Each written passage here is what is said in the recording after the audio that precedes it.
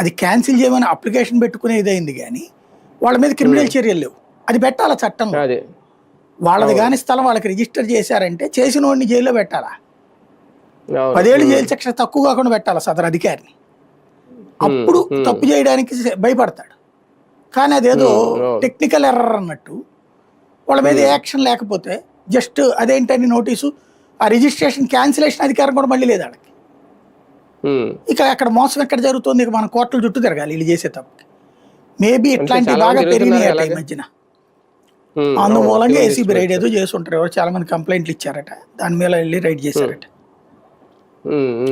అంటే వీళ్ళు ఆంధ్రజ్యోతి ఒక వెర్షన్ రాసింది ఏంటంటే, ఎవరో ఒక ఉన్నత స్థాయి అధికారి ఉన్నాడు, ఆ ప్రముఖ పుణ్యక్షేత్రమైన జిల్లా అది, అంటే ఇంకా ఏ జిల్లా అది ఎవరికి తెలుసు, చిత్తూరు తిరుపతి ఏంటనేది, అక్కడ ఆ అధికారి మొత్తం చేస్తున్నాడు, దాని గురించి గుట్టు అంత రెట్ అయింది అనేది. అంటే నిజంగా ఏదైనా దీని వెనక ఒక కోణం ఉంది. అందుకే ఒకేసారి అంటే 1-2 ఆఫీసులో దాడి చేయడం అంటే ఓకే, ఒకేసారి 12 ఆఫీసుల మీద ఏకకాలంలో తనిఖీలు చేశారు అంటే ఏదో ఉండదు. అప్పుడు అక్కడ తిరుపతిలోనే పట్టుకోవాలి కదా, మిగతా ఎందుకు ఉంటుంది.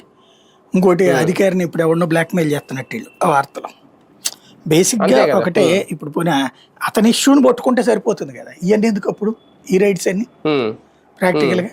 ఇప్పుడు ఇవన్నీ ఏమంటారంటే సర్ప్రైజ్ రైడ్స్ అంటారు అనమాట, ఆకస్మిక తనిఖీ. రాశారుగా ఆ అధికారి మీద అలా ఆల్రెడీ యాక్షన్ తీసుకుంటే ఏదో 1.5 కోట్లకి ఎంతో సెటిల్ చేసుకున్నాడు, అందువల్ల అతను వీళ్ళు ఏంటంటే బాబు గారికి వచ్చే క్రెడిట్ కూడా జడగొడతారు.